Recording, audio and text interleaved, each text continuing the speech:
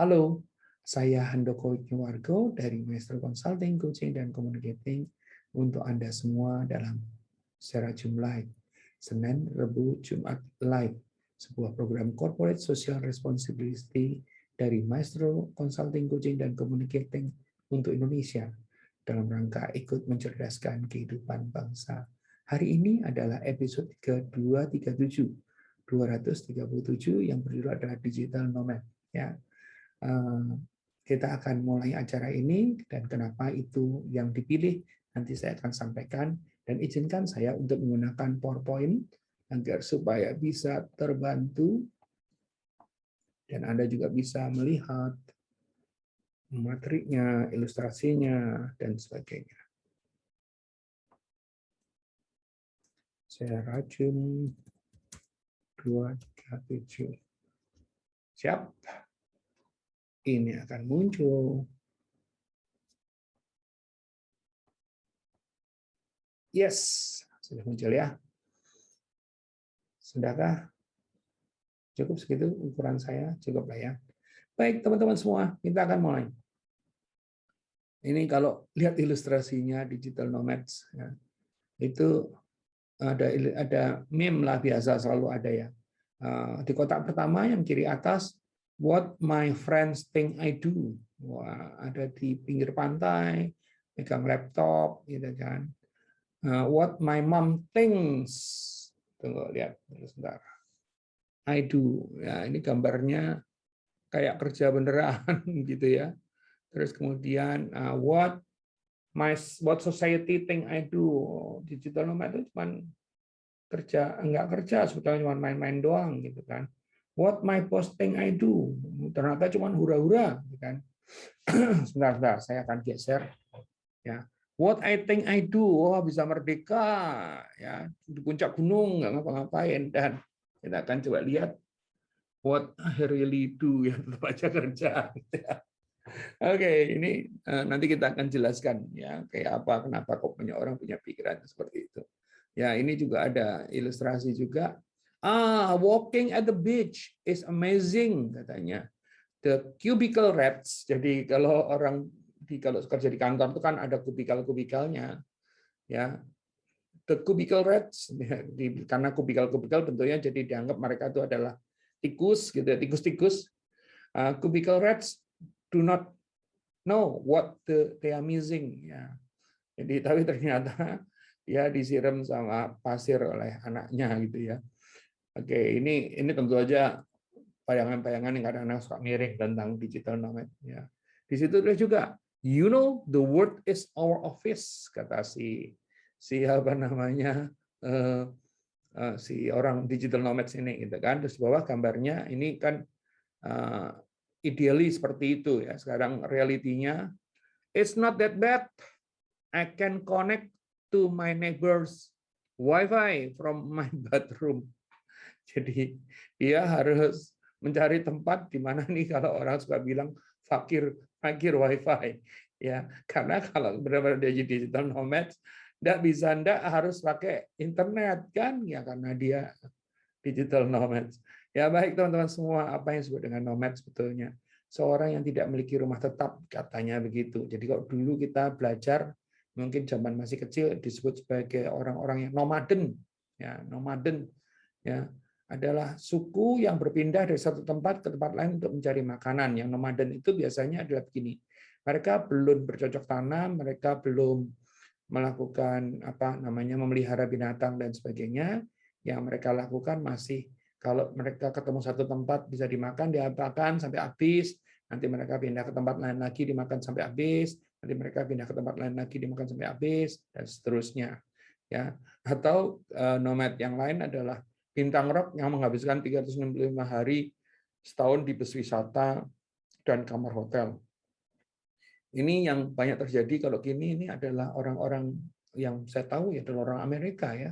Kalau bintang-bintang rock itu kan harus manggung gitu ya. Waktu itu tentu jauh, sekarang udah enggak lagi. Itu mereka punya bus yang dirancang-rancang, yang di dalam busnya bisa buat tidur, bisa ini, bisa itu. Dan mereka itu bisa melakukan perjalanan from point to point, from city to city, ya terus kemudian nggak pernah pulang. Jadi kalau mereka bilang bahwa tour itu suatu kebahagiaan, tapi juga biasanya menimbulkan masalah.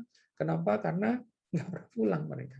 Ya, jauh dari keluarga, punya masalah sama keluarga dan sebagainya. Ya, ini orang-orang tour ya. Jadi makanya ini yang terjadi. Nah, teman-teman semua, apa yang disebut dengan digital nomad sebetulnya adalah pekerja jarak jauh yang biasanya bepergian ke lokasi yang berbeda.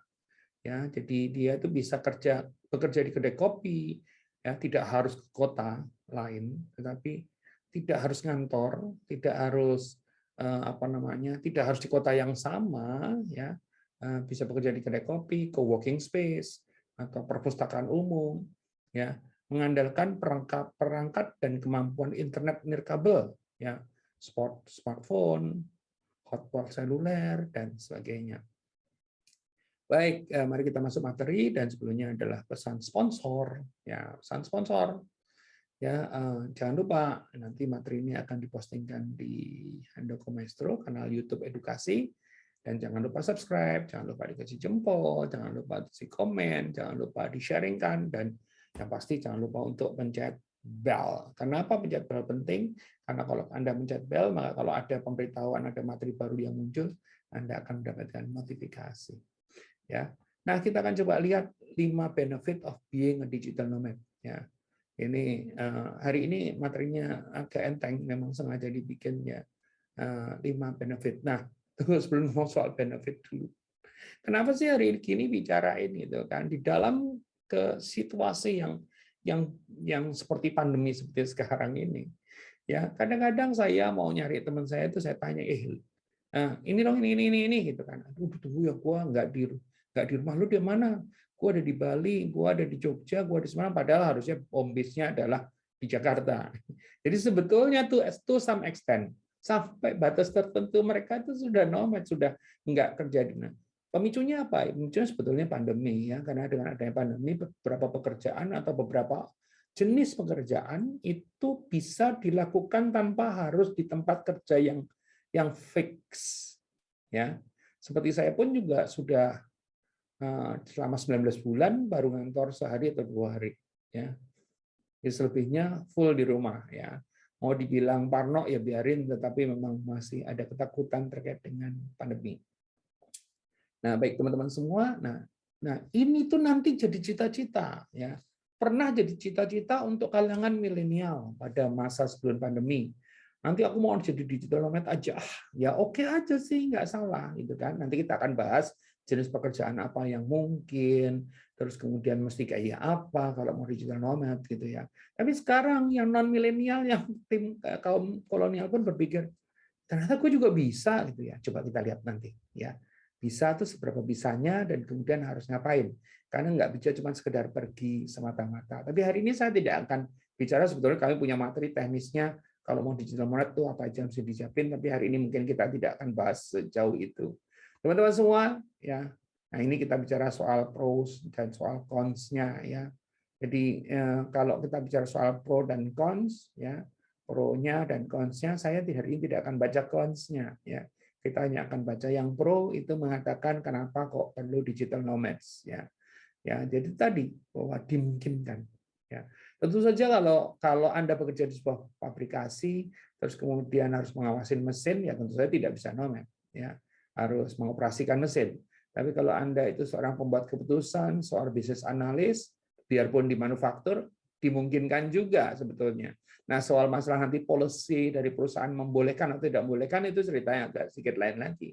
Tapi kalau ditanya mungkin atau tidak mungkin, mungkin beberapa fungsi di dalam pabrik misalnya itu tidak harus datang ke pabrik, kan gitu ya. Bahkan sebetulnya sudah terjadi ada beberapa fungsi di dalam pabrik sudah orang tidak di pabrik lagi, melainkan di kantor pusat. Jadi ada pabrik, ada kantor pusat. Sebetulnya itu juga memberikan sebuah kesan atau sebuah situasi di mana sebetulnya bisa tidak jadi satu. Ya, apa bedanya kalau satu di kantor pusat, satu di misalnya kalau di Jakarta di daerah Cikarang, terus kemudian yang di sini itu pindah ke yang di Jakarta tadi pindah ke Jogja atau ke Bali atau mungkin ke Danau Toba gitu ya, dimungkinkan sekali, sangat dimungkinkan. Ya, baik. Saya akan bicara dalam sisi yang pro saja. Ya, katanya kalau menjadi seorang digital nomads itu Anda akan menjadi lebih produktif, ya, pergi ke tempat baru buat Anda itu tidak sia-sia, ya, asal jangan terdistraksi dengan area baru aja. Memotivasi Anda menyelesaikan pekerjaan ini juga bagi yang kontra pasti akan dipertanyakan, ya, emang iya yang ada pikniknya doang, ya, seperti tadi meme tadi, ya, petualangan bisa menjadi salah satu jenis motivasi yang terbaik, ya. Terus you will have more breakthrough ideas, ya, Anda akan dapat lebih banyak ide-ide yang breakthrough, ya. Kreativitas terjadi ketika Anda menggabungkan konsep-konsep yang tidak berhubungan menjadi satu untuk membentuk ide baru, ya. Terus kemudian ketika otak Anda penuh dengan beragam masukan ini, ide-ide Anda jauh lebih inventif, ya. Nah, kalau kita melihat dulu orang heran gitu ya di sebuah tempat di Bali gitu kan, ada area kerja yang ada kolam renangnya, ada ininya, itu belasan tahun yang lalu, zaman kalau sekarang ini suatu hal yang normal banget gitu kan. Nah, orang-orang itu seperti apa nanti kita akan cerita contohnya, ya. Teman-teman semua, you'll become more adaptable, ya. Anda akan lebih bisa menyesuaikan. Terus-menerus bepergian ke tempat baru mendorong Anda keluar dari zona nyaman. Ya, beradaptasi dengan lingkungan baru setiap hari, Anda harus bersedia untuk terlibat dengan orang dan budaya yang berbeda, ya. Karena kalau kita bicara soal customers, kita bicara soal klien, kan klien dan customersnya tidak hanya di lingkungan kita yang sama terus-terusan, ya. Oleh karena ini teori yang pros mengatakan bahwa ini you will become more adaptable, ya. Hal ini membuat Anda lebih terbuka dengan pengalaman baru di masa depan, ya. Bepergian meningkatkan reaksi otak Anda terhadap perubahan. Bepergian memperkuat keinginan untuk dan kemampuan Anda untuk mempelajari keterampilan-keterampilan baru. Tentu saja kembali lagi ke attitude daripada si nomad-nya ini, ya. Nomor 4, you will have more time to do the things you love. Kalau ini sudah jelas banget, ya. Kan Anda nggak mungkin pergi ke tempat baru tanpa research dulu, ya. Ada sebetulnya materi tentang harus research, harus nyiapin budget dan sebagainya. Tapi malam hari ini kita tidak akan bahas soal itu, ya. Menyelesaikan pekerjaan lebih cepat memberi Anda lebih banyak waktu untuk menjelajahi lingkungan sekitar, melakukan hal-hal yang Anda sukai, dan menghabiskan lebih banyak waktu bersama orang-orang terkasih. Ya, ini kalau orang-orang terkasihnya ada jagain nomad juga. Kalau enggak ya jadi gawat juga. Ya, you make lifelong friendship, katanya, pertemanan yang jangka panjang. Saat Anda mulai perjalanan, Anda akan bertemu dengan digital nomaden lainnya dan berteman dengan mereka. Ya, ini menjadi kaum nomaden, ya. Dan jika Anda bepergian dengan teman baru atau orang penting lainnya, hubungan Anda akan lebih dekat dibanding sebelumnya. Kalau itu betul sebetulnya, ya. Jadi kalau kita ada di area tertentu bersama untuk waktu yang cukup lama, ya, maka kita akan biasanya menjadi lebih dekat atau terjadi konflik. Ya, itu 5 hal. Nah, balik lagi situasi tadi saya sudah cerita. Pandemi ini, COVID ini membuat menjungkir balikan banyak hal, ya, merusak banyak sendi-sendi kehidupan, ya, atau melakukan perubahan yang sangat luar biasa terkait dengan kehidupan. Tidak pernah berpikir kan bahwa orang-orang itu tiba-tiba ada yang namanya WFH, working from home. Dulu ya nggak ada working from home itu. Ya, di belasan tahun terakhir beberapa industri bisa menerapkan working from home, ya.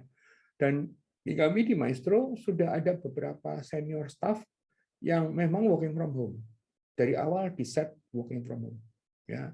Nah, kenapa di set working from home? Ya memang begitu.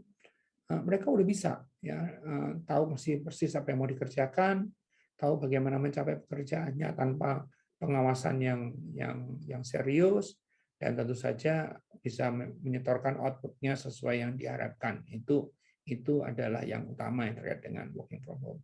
Nah, tadi saya cerita tentang situasi ini, bahwa sekarang ini digital nomad-nya itu sendiri sangat terganggu karena adanya, maksudnya ide untuk di satu sisi yang tadinya mau jadi nomaden itu terganggu karena nggak gampang pergi kemana-mana di situasi sekarang.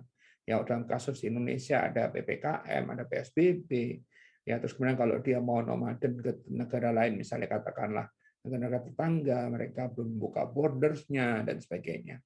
Ya, Di satu sisi, yang sudah berencana menjadi nomad, sudah siap-siap tadi terkendala. Tapi di sisi lain, karena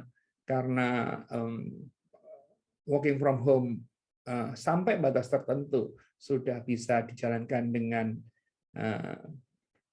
baik, gitu kan. Artinya ada orang-orang yang dulu nggak pernah mikir untuk working from home, untuk jadi digital nomad, jadi berpikir suatu hari gue juga sebetulnya bisa ya. Tapi ini balik lagi situasinya pandemi sebagai penentu ya. Nanti kalau pandemi sudah berlalu, tentu saja dengan pandemi sudah berlalu nanti ya, yang tadinya sudah bercita-cita jadi nomaden bisa langsung jadi nomaden.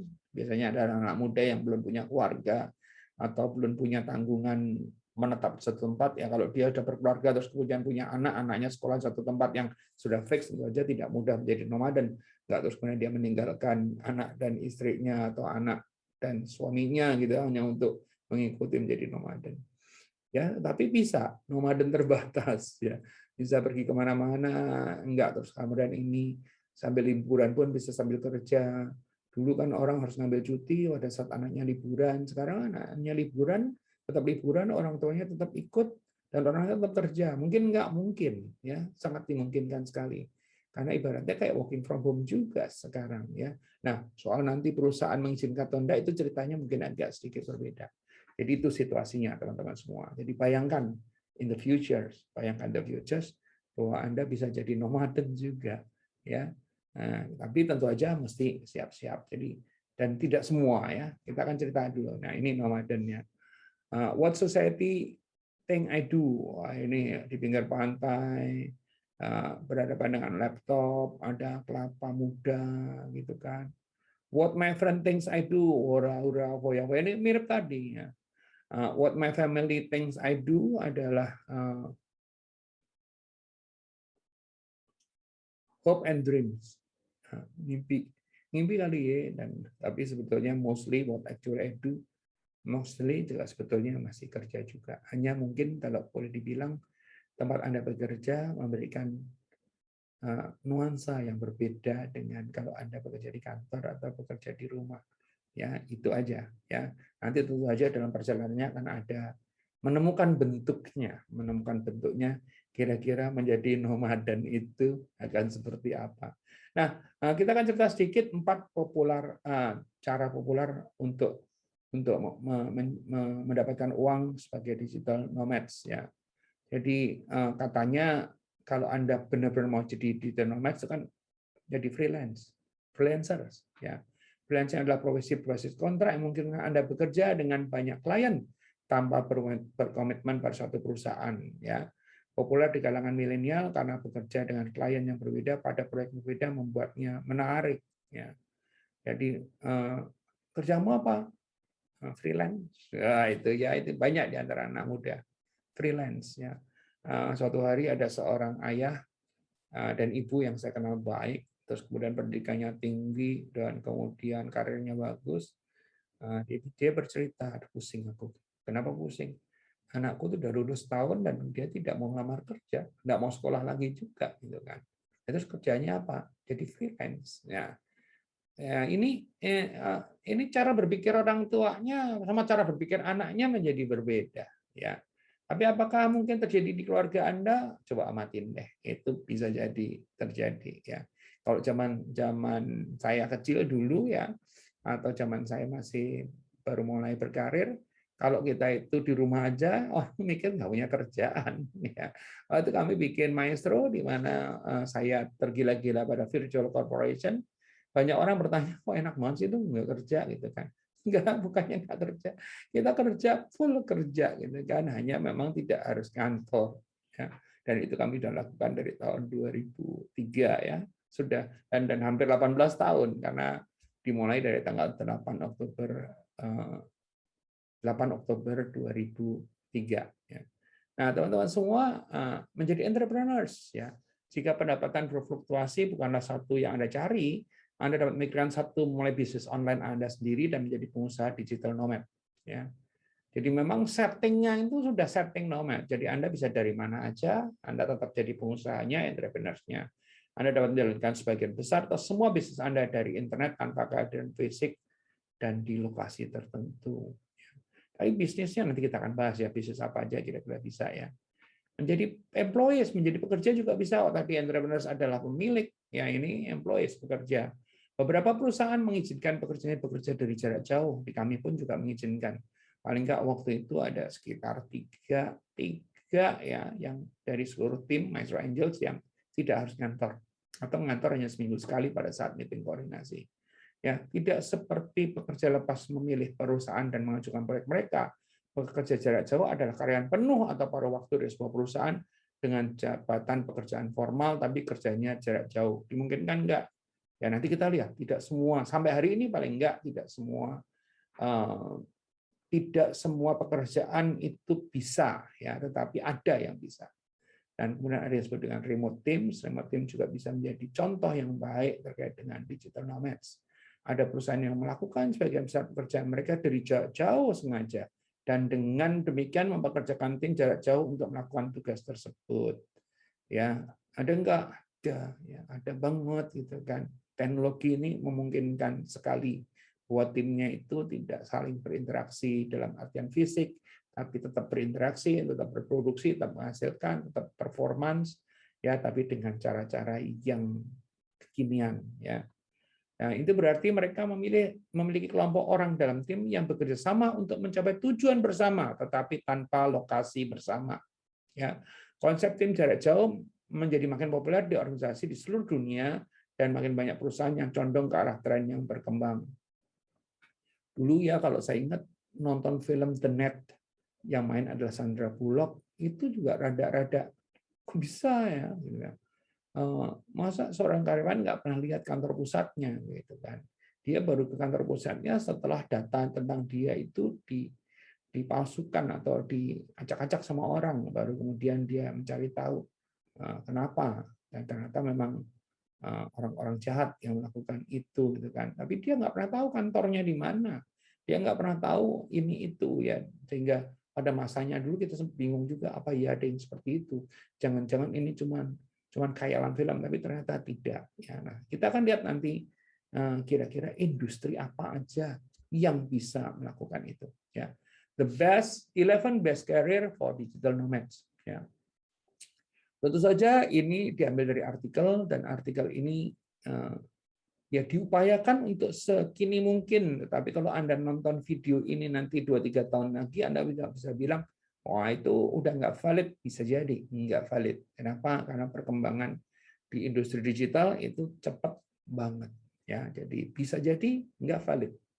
Ya udah kalau memang nggak valid gitu ya. Nanti kan pasti 2-3 tahun lagi saya akan bicara yang lain ya. Bukan karena ini salah, tapi ini benar di masanya. Ya ini kalau kita bicara soal nonton di YouTube dan sebagainya, itu pada saat dikatakan itu paling benar. Ya jangan sampai pada saat dikatakan juga sebenarnya udah ketinggalan, itu yang mestinya sudah enggak. Ya ada 11 ya, software engineer ya, jadi engineer yang terkait dengan Piranti lunak ya. Salah satu pekerjaan yang paling banyak diminati dan berkembang pesat juga merupakan salah satu yang terbaik untuk nomaden digital adalah software engineers.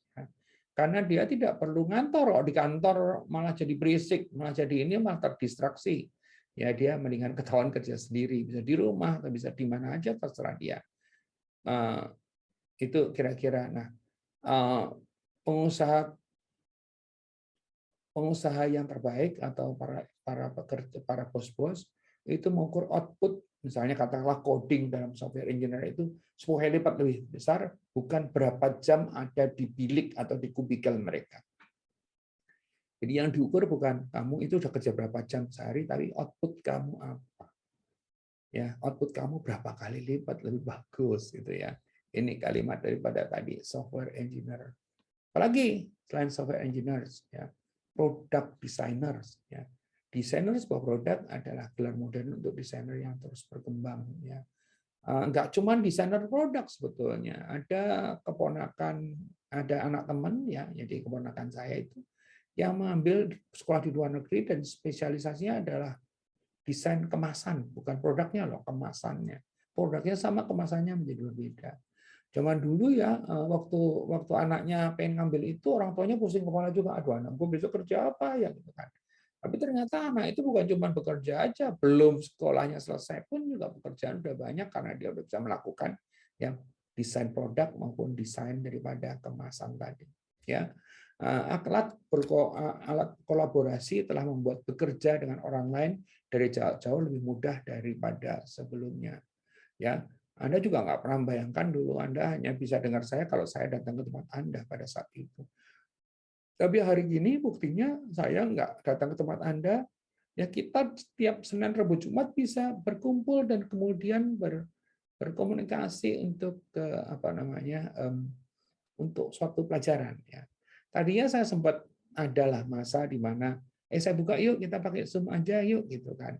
Oh, cuma ketidaksiapan terkait dengan Zoom itu yang agak sedikit repot ya.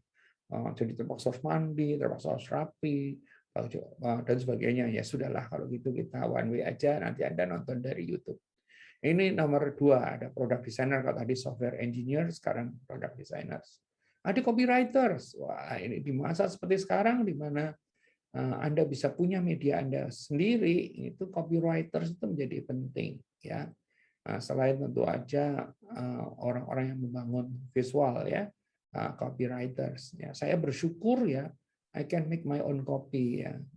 Lepas dari masalah bukan seorang profesional, tapi saya bisa bercerita, saya bisa menulis, saya bisa merancang kata-kata dan sebagainya. I should thank God bahwa tahun 1985, which is 35 tahun yang lalu, ya itu saya memutuskan untuk masuk jurusan komunikasi dan berada di environment, ada di lingkungan, ada di ekosistem yang mendukung saya untuk rajin menulis dan kemudian berbagi. Ya menulis adalah pekerjaan jarak jauh yang sempurna. Ya kan nggak perlu nulis di kantor sebetulnya, memerlukan fokus dan kesendirian yang menghasilkan. My sanctuary ya kalau di rumah adalah di The Book Cafe. Ya di The Book Cafe itu adalah my private library, atau mungkin di kamar saya atau di kantor saya di Maestro Studio. Dan tentu aja banyak lagi itu ada di atas The Betters ya, yang berupa taman kalau memang kita lagi nyari ide apa ya gitu kan bisa di sana ya. Faktanya ini adalah pekerjaan jarak jauh yang populer sudah lama nih copywriters ya. Sebetulnya tidak harus ini. Tapi dulu mungkin dikirimkannya lewat post, terus kemudian lewat email, sekarang bisa pakai apa aja.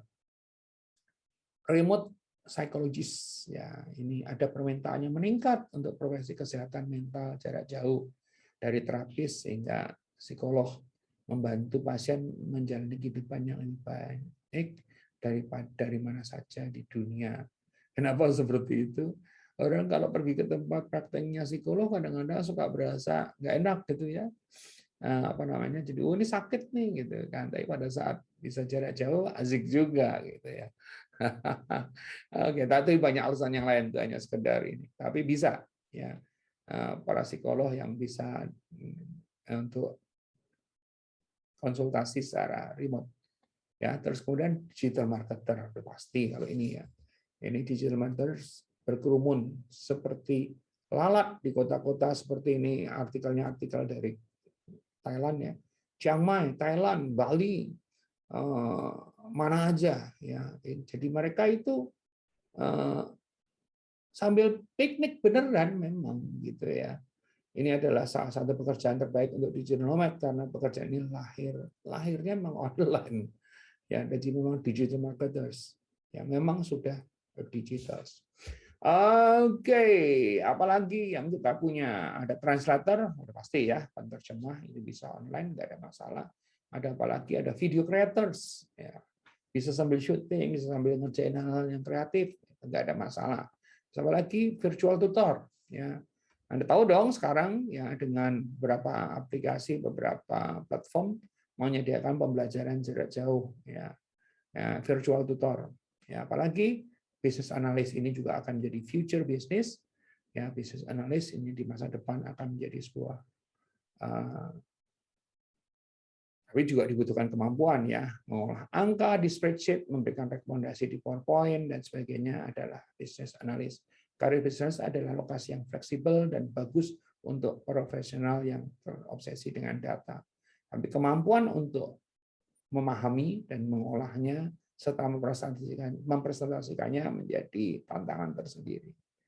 Recruiter ya buat nge-interview orang itu ya tidak perlu langsung ketemu, bisa pakai remote juga.